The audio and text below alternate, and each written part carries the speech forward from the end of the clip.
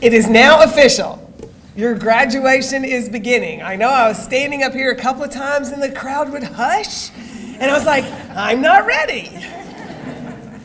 So we now officially begin this special day. Congratulations. Welcome to an event that is designed just for you to celebrate your journey that you've been on this year in the Academy.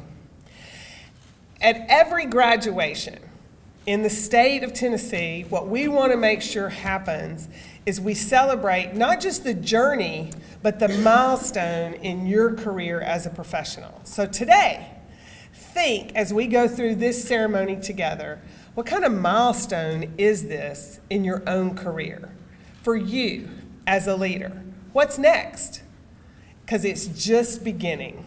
So as we talk about ending this academy, what's the new beginning? And as we go forward today, I would like to bring up to the podium Dr. Ernie Ricketts, who will make some official introductions. Ernie?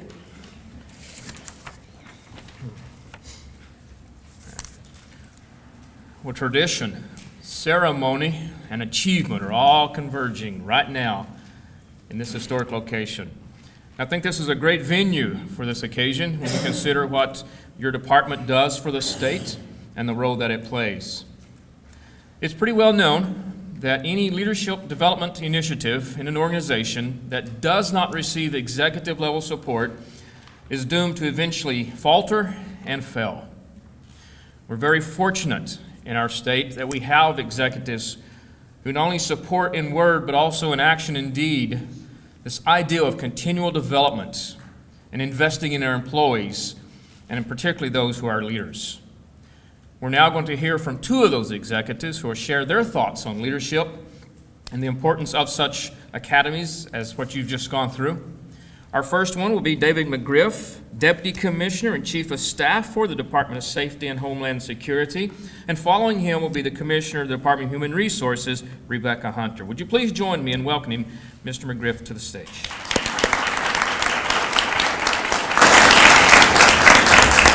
Thank you.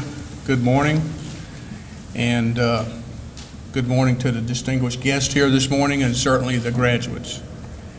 I want to thank, first of all, on behalf of Commissioner David Perkey, who a few hours ago was on a jet plane coming back to Nashville and is now on his way to attend a funeral of a fallen state trooper who has succumbed during in the line of duty. So he will not be able to hear today, but he takes a special interest in coming to events like this, especially with graduates of the Department of Safety and Homeland Security. So on his behalf, congratulations to a series of training that you have committed to 2 days a month for a year. And so at this time, I would like to take a few moments to make some observations on my part of what I think leadership is about. But before I do that, I want to thank the Department of Human Resources and Talent Management of the Department of Safety for taking the lead in providing this training, which will stay with you the rest of your career in state government and beyond. And so there's a few things I'd like to say, and I took the time to write a few things down because I don't want to forget them and I don't want to forget to tell you about them. And the first thing is I want to talk a little bit about leadership and the ability, which is the ability to influence and inspire others to achieve their personal and professional growth they otherwise would not have achieved without you. I'd like for you to think about that for a second. And I would like to expound on that and say that leadership is it's actually providing or sharing the knowledge that you have with your subordinates or other employees so that they see the big picture of what's going on. And when they do, you as a leader not only will they succeed, but you'll succeed. And that's the real important goal here. And you have to remember the day that you stop leading in an organization is the day that mission ceases to exist. Leadership is about setting the tone. And think about this. If everyone came to work every day and did exactly what they were supposed to do, you wouldn't need leaders. But that's not the case, as we know. And so all of us want to be on a winning team. All of us want to be a part of an organization that succeeds. And you will see in your careers, if you haven't already, that there are people that become dissatisfied when they're not on a winning team, and they'll leave. Some of you, maybe all of you, have heard this about a number of employees leave, whether it's private industry or public, because of their bosses. They don't feel that they have the right leadership, and they'll leave. And we've documented that. We know that that happens. And so I've actually had 2 leadership classes this year. One was by the FBI that I took my in-service training at. And the whole 40 hours had to do with leadership training, where they brought in 4-star generals and Marine Corps colonels and what have you to talk about leadership and what it means in the military and exactly what it means in private industry. And the keynote saying or phrase to me was management, you lead by example and you manage when required. You lead by example and you manage when it's required. We've all had the occasion to see micromanagers that will delegate something to you and then they stay right on top of you to see if you do it or not. You lead by example and you manage when required. I want to talk for a second about accountability, because that's what a great part of leadership is. Being a leader is not easy. You're no longer being just responsible for yourself. You're being responsible for those people that you have charge of. I know, speaking personally for myself, over the years, the thing that my pet peeve was to be called into a meeting by the boss or the leader, and for those people where an incident occurred, they don't believe in this confrontation of the person responsible. They want to make it easy on themselves and address the entire group. I always get to work early. To set me down in a meeting and talk to me for 15 minutes about showing up on time had the tendency to irritate me. Don't talk to groups, talk to individuals, make them accountable. Which takes us to another issue I want to talk to you about very quickly, and that's expectations. Remember this, human beings, people, rise up to the expectations placed upon them. And you as a leader set those expectations. If you have low expectations, that's what your employees or subordinates will rise up to. Hold them accountable, create high expectations for your people, and most, if not all, will try to reach that goal. Low expectations, low productivity. High expectations, high productivity. Each one of you, if you haven't already reached a leadership role, will be given wide latitude to manage and lead your employees. Take advantage of that. Don't hesitate to consult other leadership in your department or agency.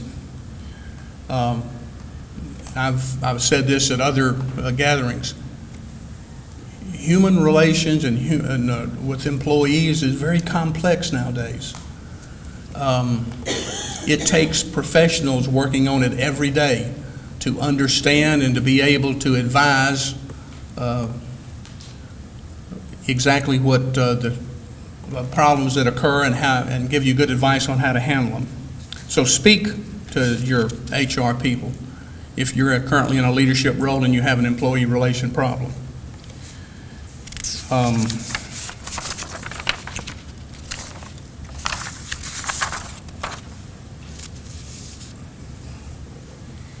It's not a sign of being a bad leader to ask for help or guidance with an issue you're dealing with. You know, you've heard this old saying about the only dumb question is the one that you don't ask. If you're in a leadership role and you have a problem, whatever it may be, employee relations or otherwise, consult with someone that may have the answer for you.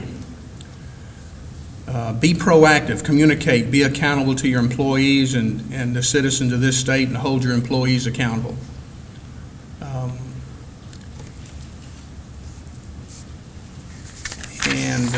I wish you all the success in the world as you continue your state career in the Department of Safety. I want to point out one other thing very quickly, and that is I want you to remember to lead by example and manage your people when it's required. Inspire them to perform. Congratulate them when they do a good job. Don't hesitate to congratulate and to give thanks to jobs that your employees do. I want to again congratulate each one of you for having the commitment to go through this leadership training for a solid year. And sitting in front of me today means that you were serious about that commitment. I thank you for your service, and I look forward to working with each one of you in the future. Thank you again.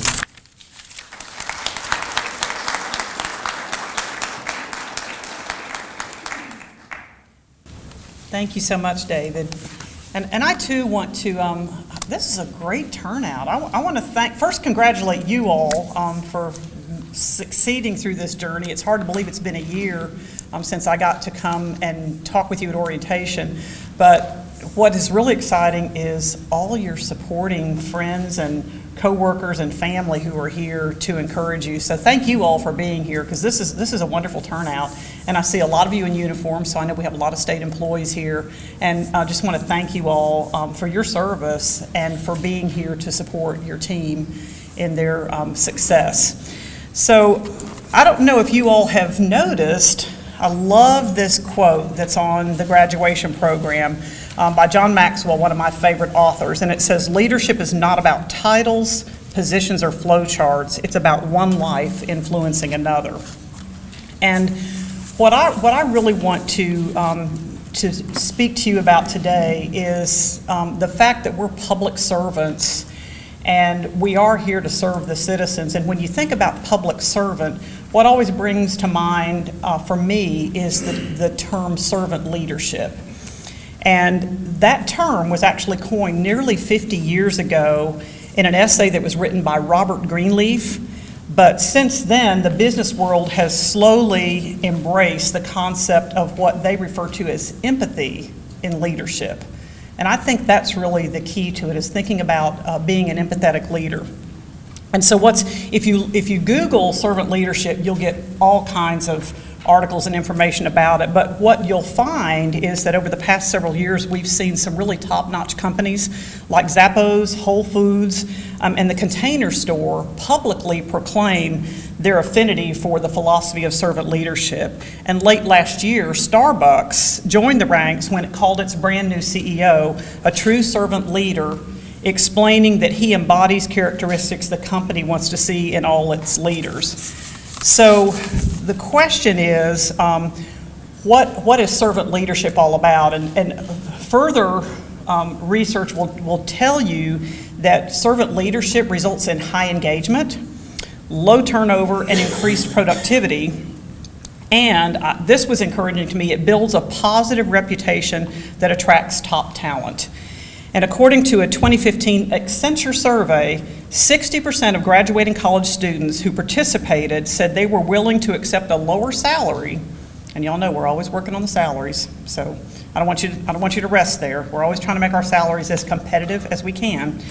But they were willing to accept a lower salary if that meant the chance to work in a terrific environment. And you heard the deputy mention that many times, in fact, the majority, you see companies like Zappos and Starbucks going out of the way to tell the world that this is their philosophy. So what exactly is servant leadership? Some people see the word servant and they mistakenly assume that servant leaders are slaves to their employees, pushovers who say yes to everything and are willing to sacrifice the company's well-being to give employees what they want. But in reality, servant leaders are very much in charge of their team. They just aren't authoritarians who boss everyone around. Instead, they're great listeners who are humble and empathetic. And I always think about Governor Haslam when I think about a true servant leader, because we all know he doesn't have to do this job. He could be anywhere doing anything, but he's passionate about service to the citizens of this great state and the true embodiment of a servant leader. And he successfully, you all know this, he successfully balances his duties with what could be considered to be feel-good attributes, but he's very humble and he is very empathetic as well. So really the idea of servant leadership is that the typical hierarchy, and I know state government was known for its hierarchy, we all know this, and I know in safety you all have a hierarchy because of your structure, but it's where the typical hierarchy where employees are supposed to serve their bosses is turned upside down, and instead leaders serve their people. And I think that's what true servant leadership is about. Once you step into that leadership role, it's no longer about you. I mean, you've got to develop yourself, but it really is about who you lead. And to the deputy's point, modeling the way for your team. And I came across a really good book called The Culture Engine that was written by Chris Edmonds, who says that servant leadership is the foundation for leading others effectively. And according to him, he defines servant leadership as a person's dedication to helping others be their best selves at home. So I love that. So we're not just talking about at work, at home, at work, and in their community. Anyone can serve and lead from any position or role in a family, workplace, or community, which is again why I love, and I didn't even know Trish was putting on the graduation program that wonderful quote from John Maxwell, because I truly believe that anyone can lead regardless of their title. So he made 7 points that I'm going to share with you just real quickly today in his book, The Culture Engine. And the first one is that servant leaders believe that every person has value and deserves civility, trust, and respect. And so if you think about it, I think if every single supervisor, so let's just talk about supervisors, if every single supervisor treated their employees with civility, trust, and respect, wouldn't that be a great world to live in? And to your point, we might not be needed, because I know a lot of my time is spent on problems, employee problems, but often those can be caused by supervisors because they're not practicing servant leadership. And his second point is that people can accomplish much when inspired by a purpose beyond themselves. And I think that's why so many of us are in public service, because we realize that the impact that we can have, the work that we do impacts the citizens of our state. And public service is a noble calling. So that really resonated with me as a career public servant.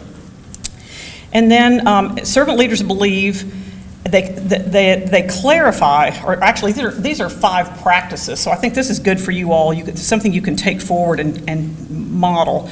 The 5 practices is to clarify and reinforce the need for service to others. And this goes back to modeling the way. Servant leaders educate the members of their team through their words and actions, and they encourage their people to set aside self-serving behaviors in favor of serving others. So again, setting the example, modeling the way. The second practice is to listen intently and observe closely. And I remember, and I know many of y'all heard this, growing up, my mother would tell us, the good Lord made you with 1 mouth and 2 ears. And that's so you can focus on listening and not talking so much. And if you think about that, servant leaders, they really listen to their people, and they actively solicit their participation, their ideas, and their feedback. And again, as the deputy was sharing his thoughts, I thought, wow, our comments are so aligned. And I love what else they went on to say, because it says, in time, they get to know the worldview of each one of their employees, and they tailor their leadership approach accordingly. And so you think about it, those of you that are parents, as you're raising your children, you know you can't treat them all the same. You just don't get, it doesn't work that way. I know growing up, my brothers, and I have a lot of them, they knew they would get a whipping for doing certain things, but they said it doesn't matter, it's worth it. And I was just horrified by that. It's like, really, you're just gonna go against what Daddy said and do that? And so he could look at me and I'd cry, just look at me cross-eyed and I would just cry. But so you got to remember that your employees are the same way. You can't treat all your employees. You got to get to know them and understand what motivates them, what gets them going, and what really inspires them. And then act as selfless mentors. Servant leaders know that by helping to guide the people who work for them, they'll help their employees learn vital skills that will both improve their performance and improve them as people. So I think you all are in a great position right now because you've learned so much over the last year that you can pay forward. You can share that, and I hope you've been doing that throughout the year, going back and sharing with your teams, hey, I learned this, and I think this may work. This is something we can try to help us continue to move our department forward. And then demonstrate persistence. And I actually think public servants are pretty good about this, because we typically have a lot of red tape and bureaucracy and things that we have to deal with.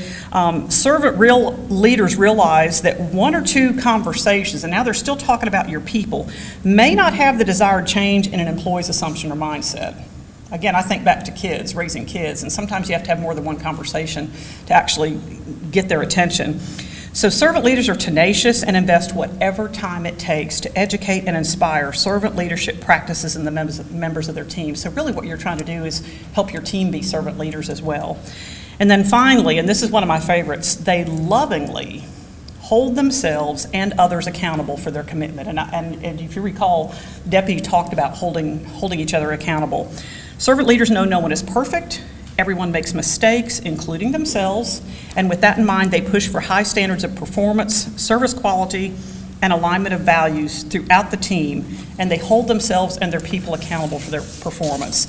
So, in summary, the servant approach to leadership creates that atmosphere that promotes both personal and professional advancement, and employees know they can speak freely and be heard, all while being mentored by a strong, trustworthy business leader.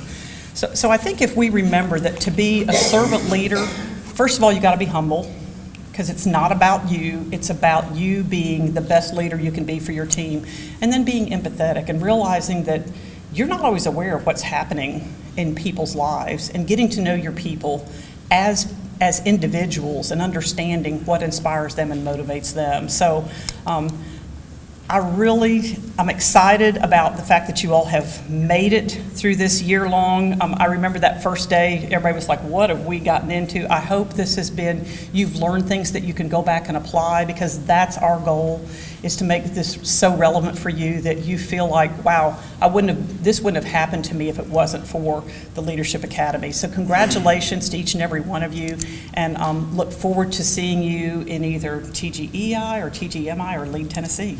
Thank you so much.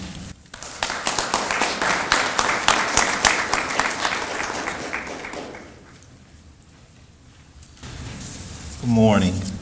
I'm Andre Bean, and I had the pleasure of spending the last year with this great group of ladies and gentlemen.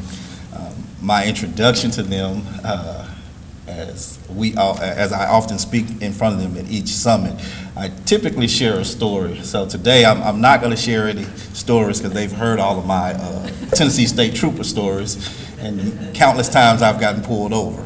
So they talk me through it. I know what to do now. You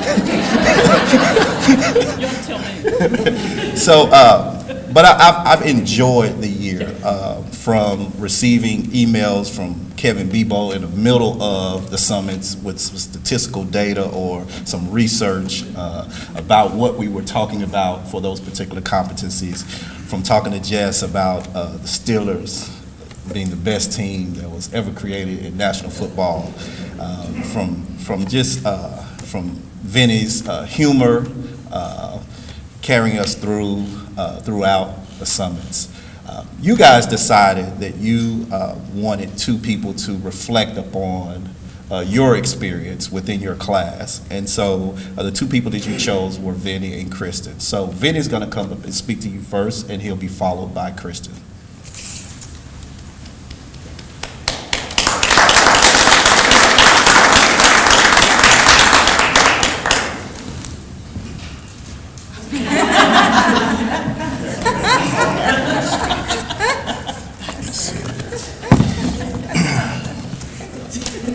How y'all doing? Good morning.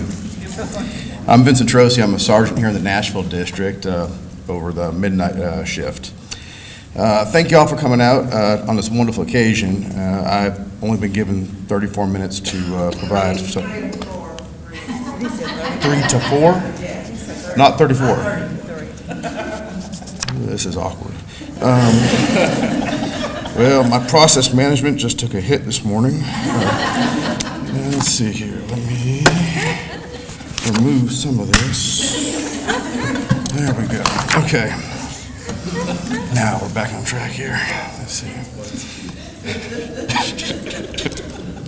Well, okay, so I would like to first recognize a couple dignitaries out here in the audience. So we're going to have Chief of Staff David McGriff, Assistant Commissioner Trish Holliday, Deputy Commissioner Roger Hutto, Assistant Commissioner Rick Shapaski, Commissioner Rebecca Hunter, and our directors Ricketts, Bean, and hi there, and our communications director over there. We'd also like to recognize Drivers Services Regional Managers Melissa Long, Mitzi Hinson, and Rochelle Bryant. Thank you all for your attendance. Fellow leaders, I'd be remiss if I didn't mention something weighing heavily on my mind. As the chief mentioned earlier, we lost a brother and a friend this past Saturday. Master Trooper Lewis Hendricks passed away over the weekend due to medical issues. He was a wealth of knowledge when it came to commercial vehicle enforcement and a very proud member of the Highway Patrol. I had the honor of knowing him for 18 years. And I talked to him a lot about the history and what he had done on the patrol, and the pride that he had and the pride that he showed just spoke volumes of how he was and who he was as a state trooper. At this time, I'd like to take a moment of silence and honor a man who served the Tennesseans for many years.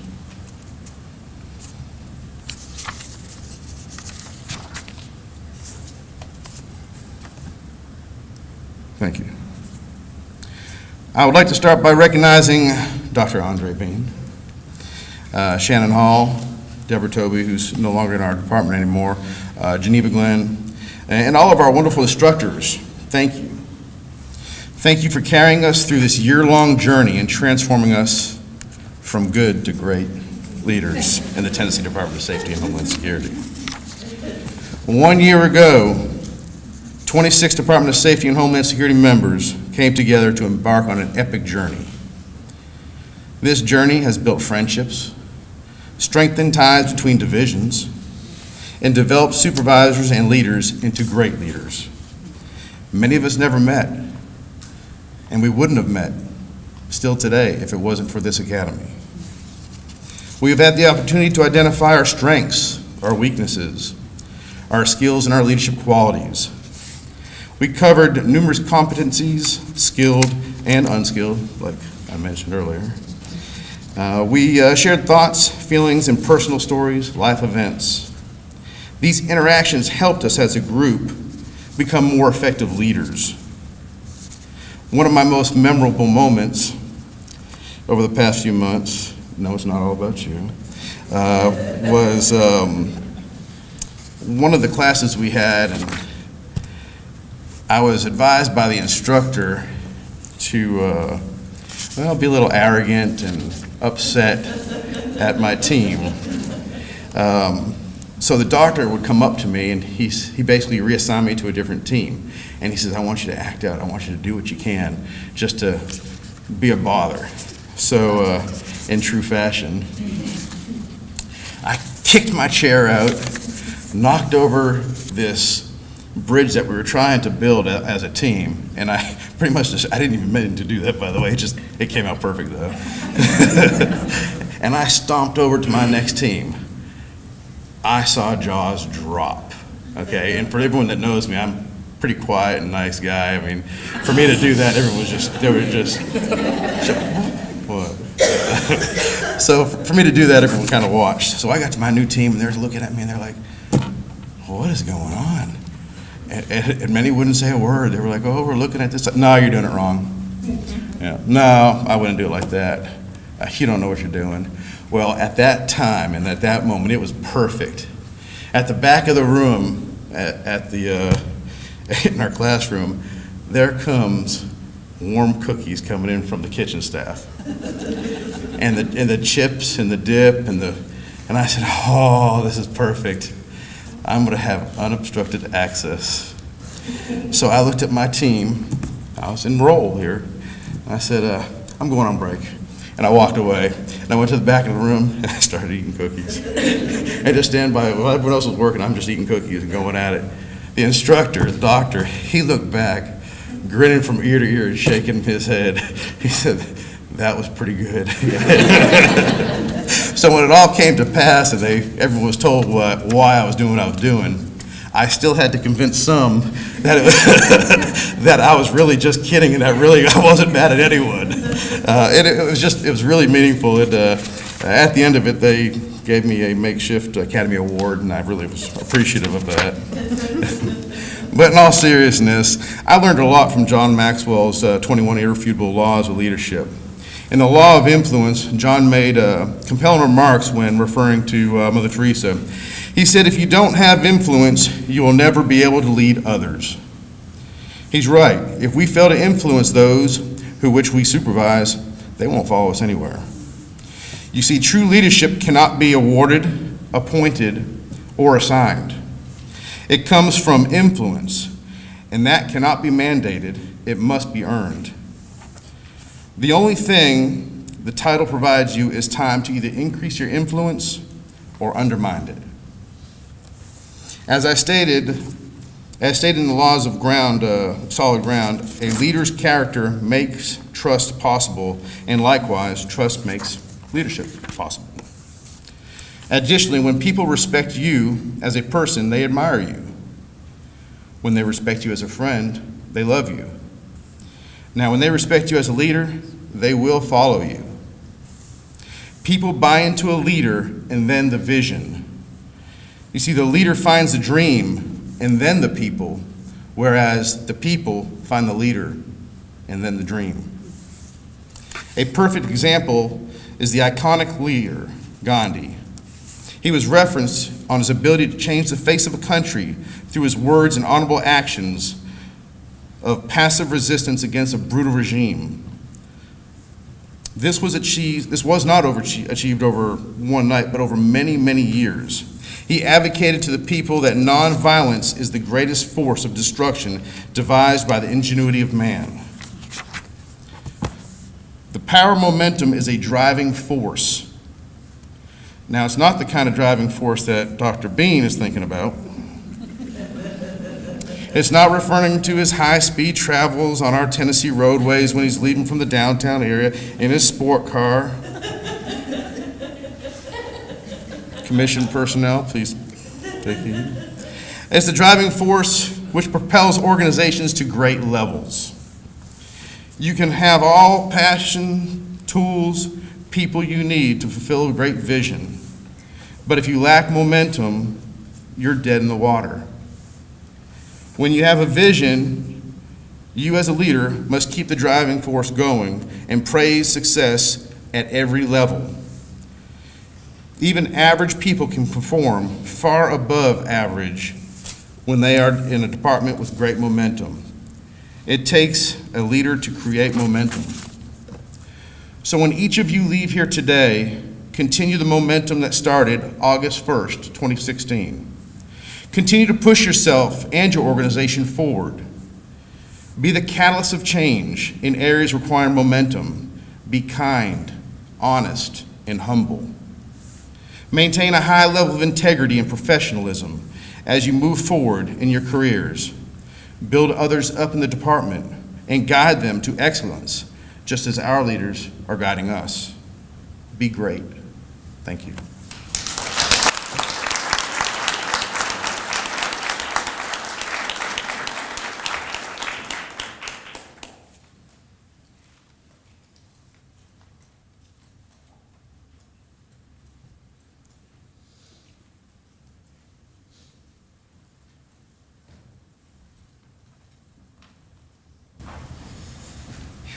I knew that if I had to follow him, this would be the toughest speech I would ever have to make.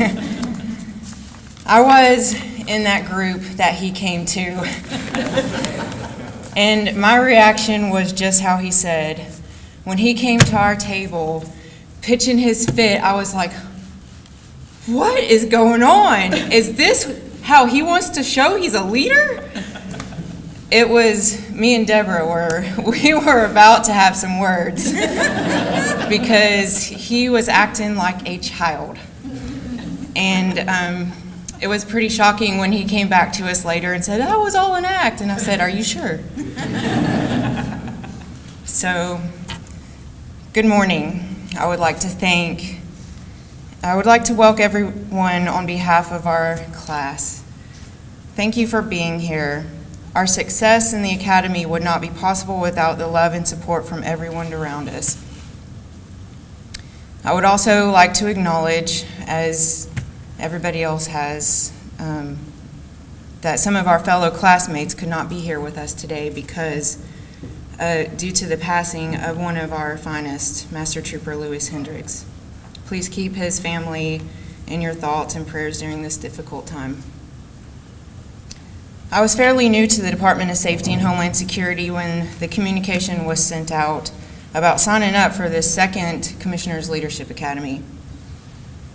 I felt this opportunity was perfect for me for many reasons. I love to learn, especially about leadership. So I thought this would be a great opportunity, and I was encouraged by previous attendees to participate.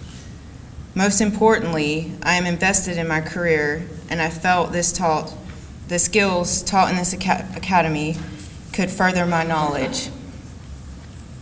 Fortunately, I had a very supportive boss who saw my potential and encouraged me to apply for this academy as well.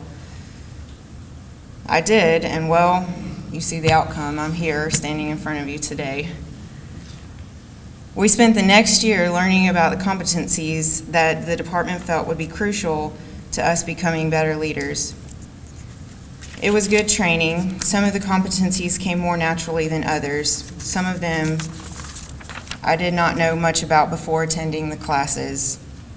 I struggled with some of the competencies, but now I know what I need to work on to grow as a leader. This leadership course has pushed me to increase my level of self-awareness, who I am as a leader, and to know what kind of leader I want to be in the future. One of the more interesting things about the academy was the strength deployment inventory that we took, the SDI. This is where we got to find out what a lot of our personalities were. If you were a red, a blue, a green, or hub. Many of our class were hubs. And so I felt like the oddball when I found out I was a red-blue, but nobody was really surprised, being that a red-blue is assertive and nurturing.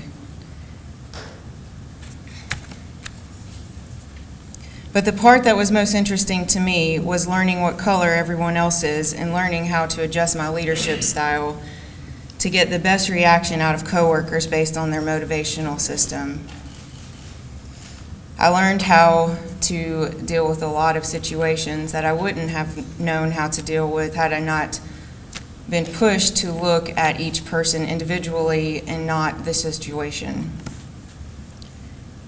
We may have started this leadership journey a year ago with an eagerness to learn about becoming better leaders. But just because today is the day we graduate from the Commissioners Leadership Academy, it does not mean that we stop learning or stop growing as leaders. Our journey is truly just beginning. It doesn't matter what position you're in right now. Anybody can be a leader. Even if you're an admin assistant, you can still be a leader.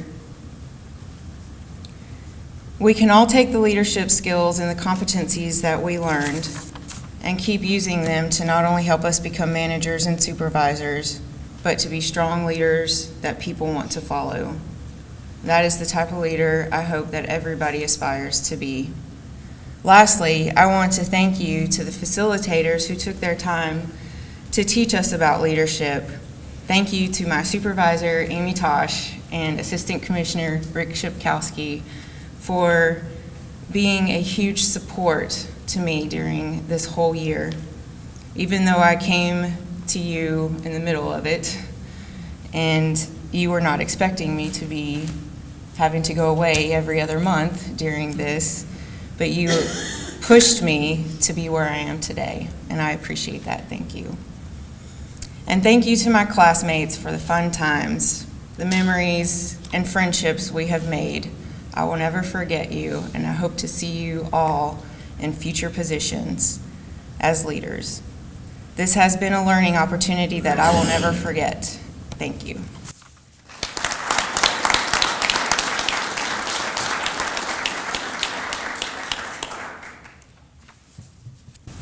Hello, my name is Jennifer Harris Brown, and I have the privilege, the honor to announce the graduating class. I do want to first start by saying thank you to the class participants and representatives that were chosen. Do you guys feel that they represented you well? Let's give them another round of applause.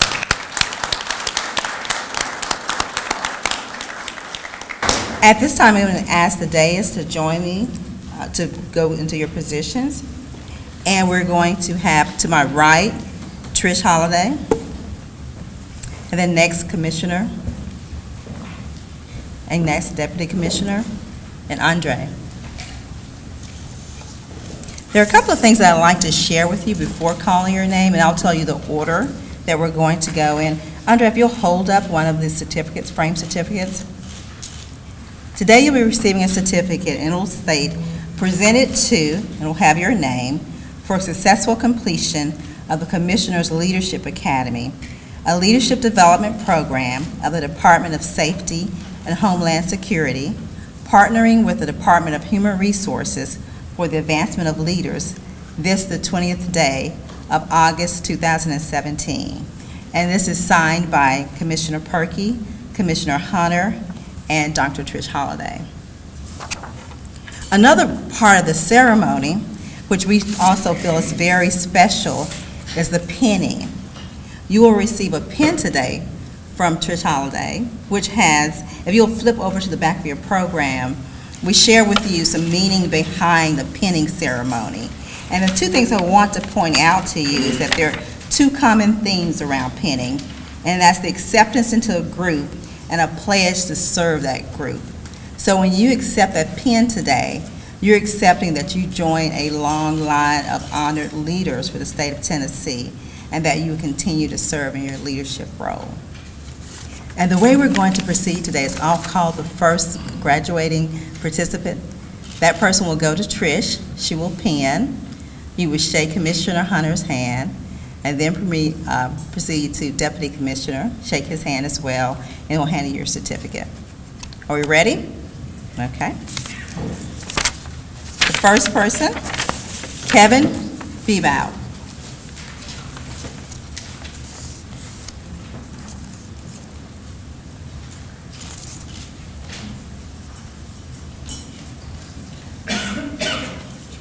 Kevin, if you will pose for a photo, if you'd like to invite, if you have a manager here or any family members, if you'd like to ask them to join you for a photograph, you can do so.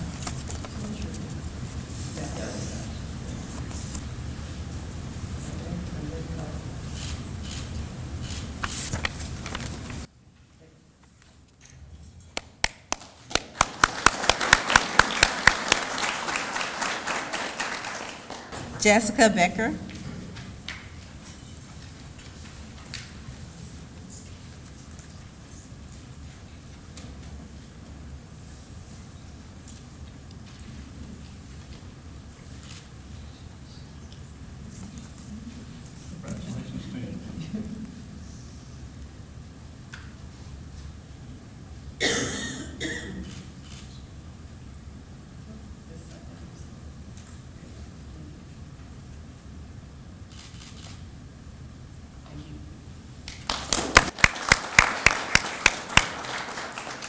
Amanda Bibb.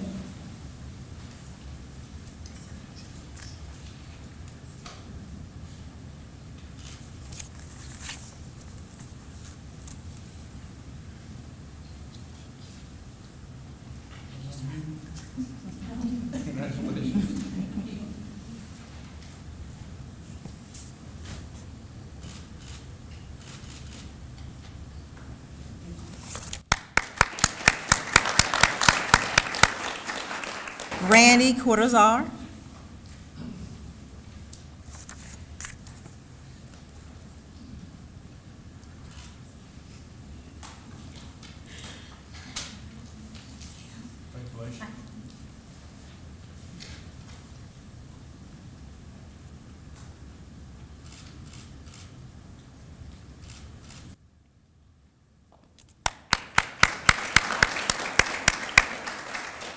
Sandra Curl.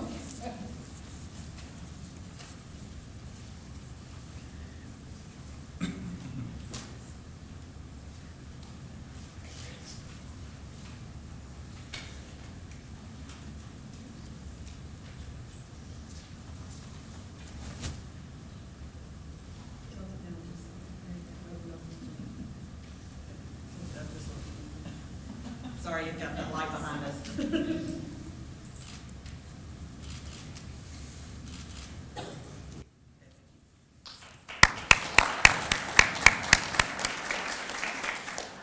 Gregory Felder.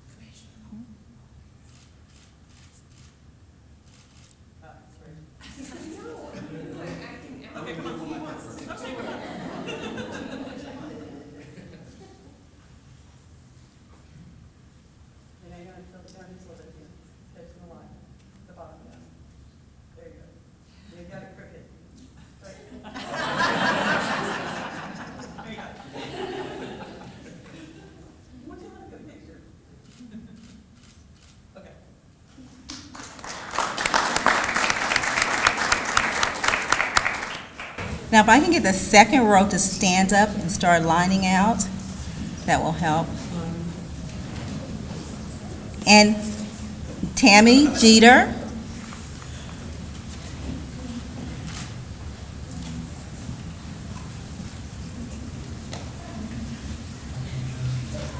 Congratulations to you.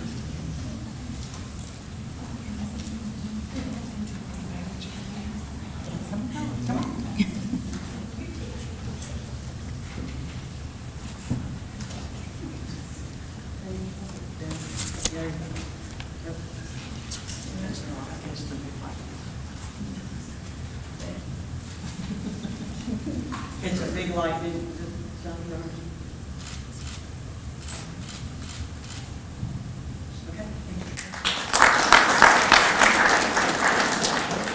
Ronnie McDaniel.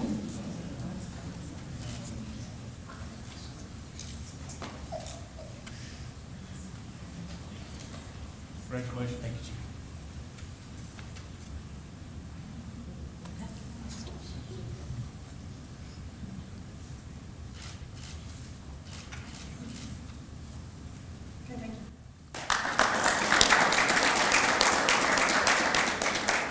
John Merrick.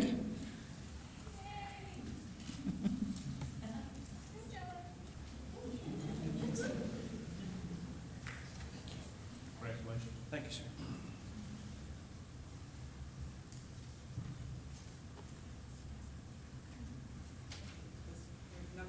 It's the straight. Yeah, there you go. I'm getting the big one. Yeah, right there. Just because he's so tall. Yeah. Okay, good. Kristen Miller.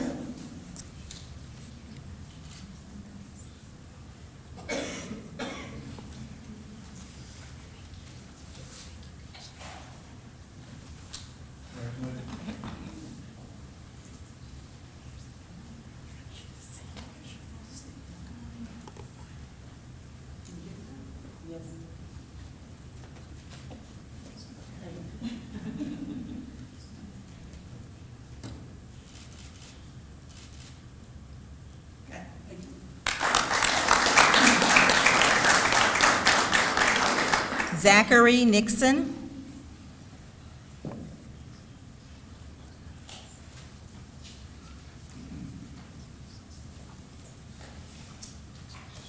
Congratulations.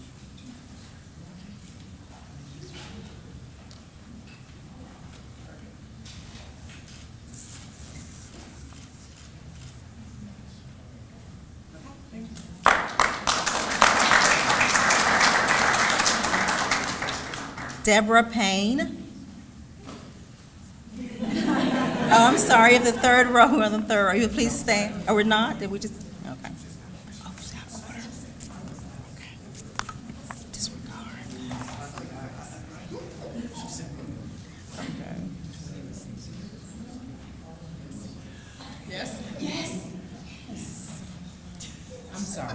Thank you so very much. You deserve it.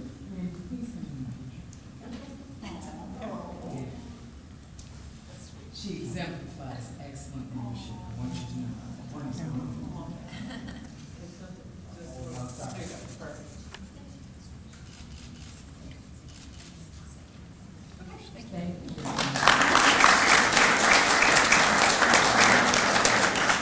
Michelle Phillips.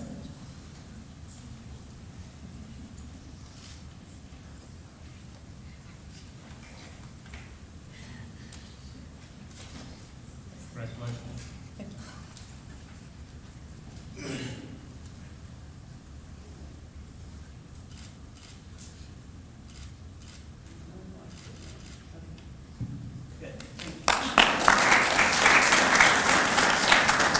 Gerald Risner.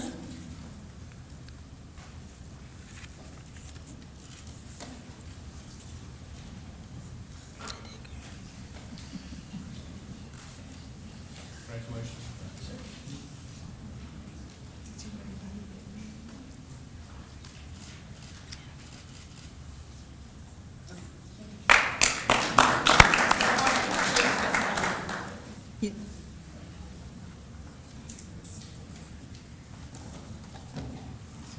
David Rourke.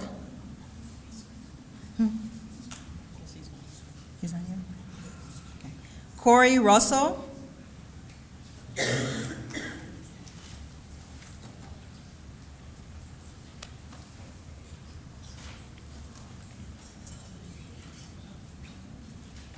Congratulations.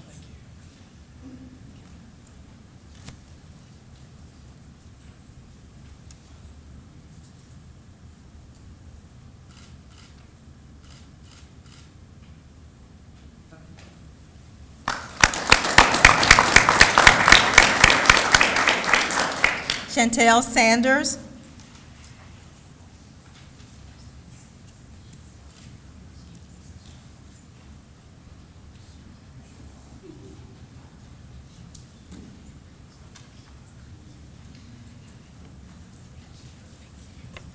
Congratulations to you.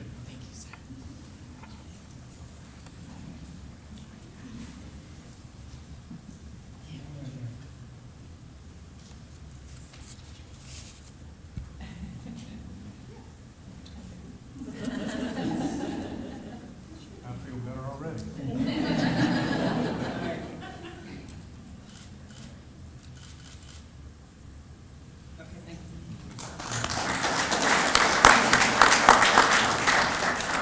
Russell Smith.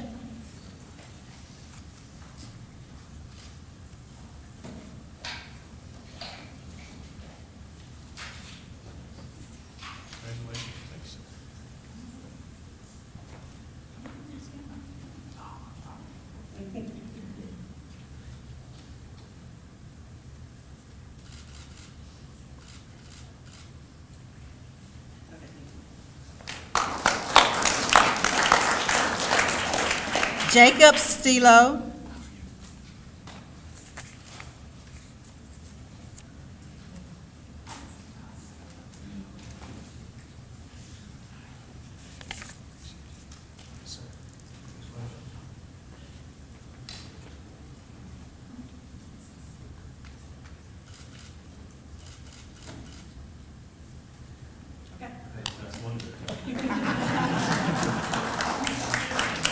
Misty Tate.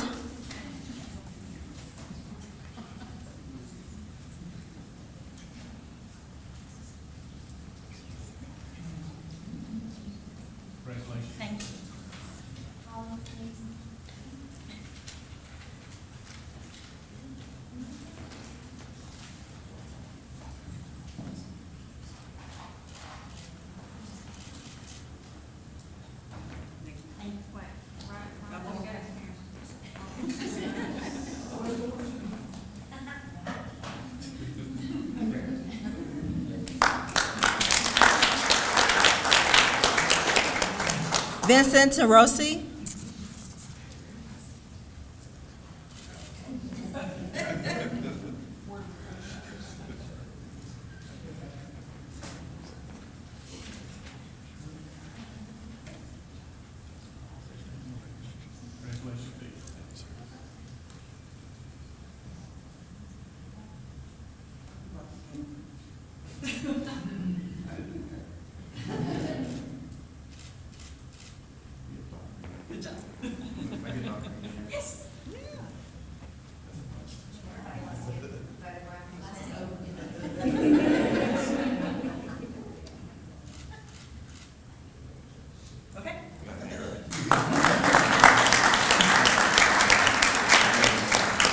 Danny Valentine.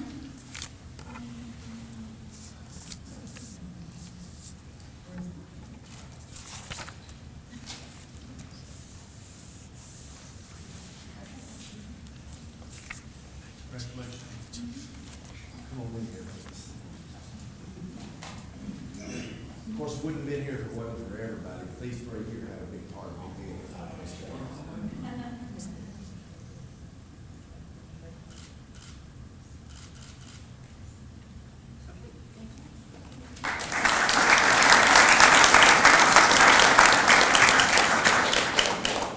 So let's give one last round of applause for the graduating class of 2017.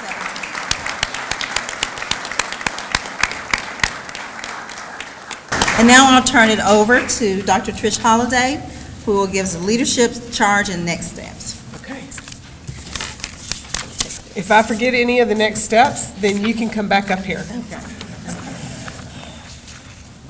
Wow. Do you feel official? I hope you do. Did everybody get an index card? If you will hold up your index card, it was on your seat. Does anybody need an index card? Let's make sure everybody has one. Okay, all right. So as you hold this index card, here is my question to you. My question is, how do you make it to the index card?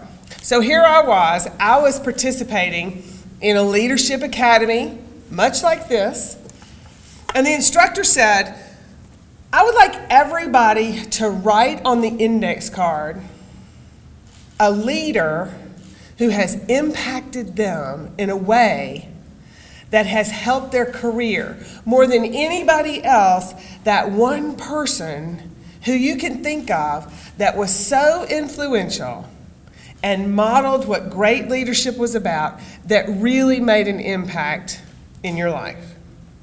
So you saw the rest of the class, everybody was thinking, I knew exactly who I wanted to write down on my index card. And we went around and we shared why we put that person on your index card. Each person shared, and I started thinking, how do I make it to somebody's index card?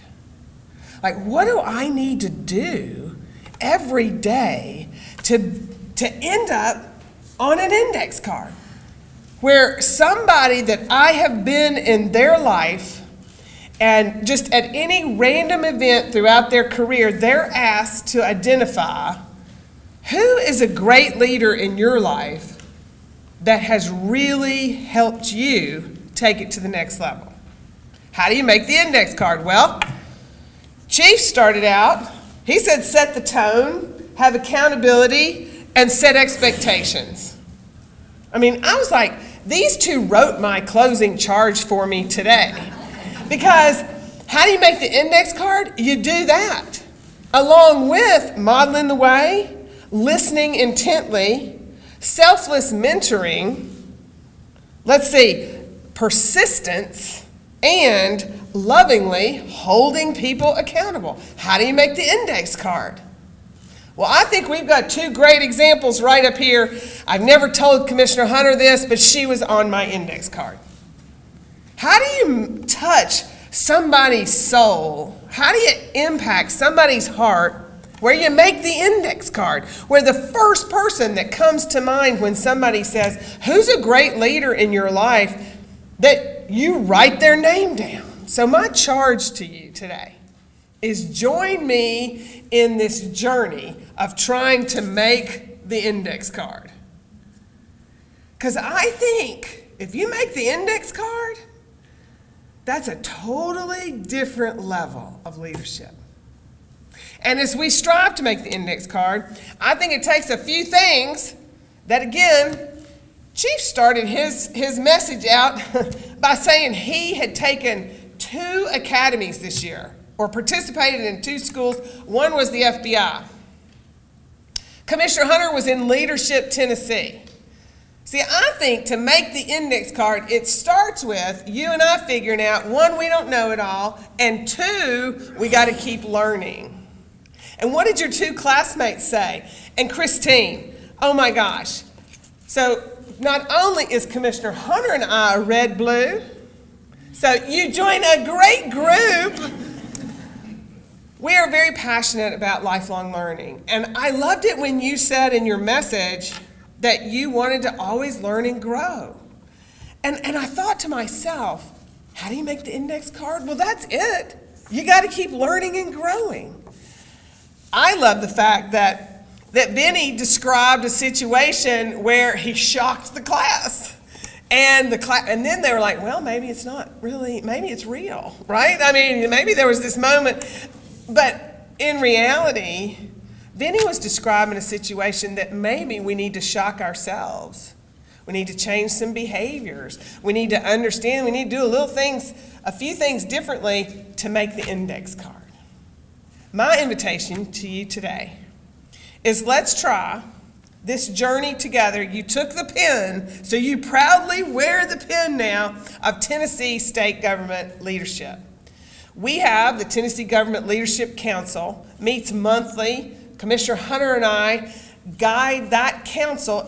There are representatives from all state agencies present on this council to drive the strategic direction of leadership development for the state. You now are welcomed into this group of alumni. When you graduate from TGEI, TGMI, Lead Tennessee, HR Master, Kelly's in HR Master. When you graduate from a department's leadership academy, you join this greater body of alumni who are passionate about continuing to grow and develop. So welcome, welcome. This is now your hello. Welcome to this alumni community. Now, in that community, there are a couple of things you get to do as an alumni. One, you'll get all kinds of great invitations Commissioner Hunter and I send out through the year, inviting you to all kinds of special events to continue your education in leadership. One's coming up December 6th. It is the Tennessee Government Leadership Conference. We have this conference on an annual basis. You now get to be a part of that as being a graduate of this academy. You will not want to miss it, so put a placeholder on your calendar. You also get to be a part of what we call the Black Belt Program. Now, the Black Belt Program invites you in to say that, yes, you're going to continue to strategically develop yourself, but you recognize really leadership is really about everybody else but ourselves. And so service is a big part.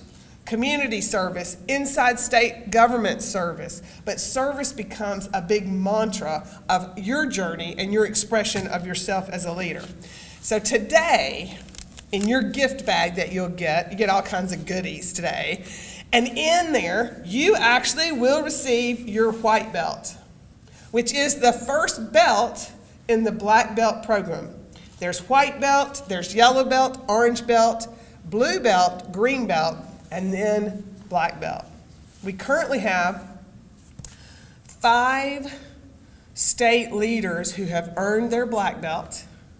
We have 12 leaders striving this year to achieve their black belt. So think about, this program's been in existence for 3 years, and now we've got people at the highest level of leadership, 12 of them working on their black belt to try to get that. I guess it's not winning it, but I guess it's receiving their award of black belt December 6th at the conference. So this is a great little expression. Let's see, I love trying it on because, there's a certain way in martial arts that the belt actually works, And look, I did pretty good there. Like it hangs like it's supposed to. It wraps around several times. It comes in, and you want to make sure that the belt shows Tennessee government. It's a little upside down, but don't worry about that. Tennessee government leadership, and then the black belt program. So you get your white belt today, and I'm excited to invite you to start on the process of continuing to make it to the index card. You also will receive inside your bag a gift from us. It's your next leadership book, because we're pretty passionate that all leaders should be readers. Now, maybe all readers are not leaders, but all leaders should be readers. And so we wanted to give you your next book, and that is Commissioner, she talked about this at orientation. She talked about these authors when she shared with you the 5 practices of exemplary leadership. Well, so today we're giving you, in her honor, their next book, where it takes those 5 practices and it shows you all the research around how that's how we make the index card. We model the way, we inspire the vision, we challenge the process, we encourage others to act, and then we encourage the heart. I think it's enable others to act and encourage the heart. And as we try to make the index card, I think we need a community to do so. So this greater community, we're all, I think, joining together today in this conversation about how to become great leaders. In conclusion, I know it's a blank index card. I know it doesn't have anything fancy on it, but it's my invitation to you to make the index card. Somebody, somewhere. Do you remember the lollipop moment? Do you remember when we started our whole journey together and the first conversation we had was, let's not make leadership bigger than ourselves. Let's make it about everyday interactions. I think that's how we make the index card. My invitation to you is, when you ever find out you've made an index card, which you just found out today, when you find out you've made an index card, I think that's something to celebrate, because I think you've really become this great leader and impacted in a way that you had no idea you were impacting. So thank you, congratulations, and welcome to Tennessee Government Leadership Alumni Community. Jennifer?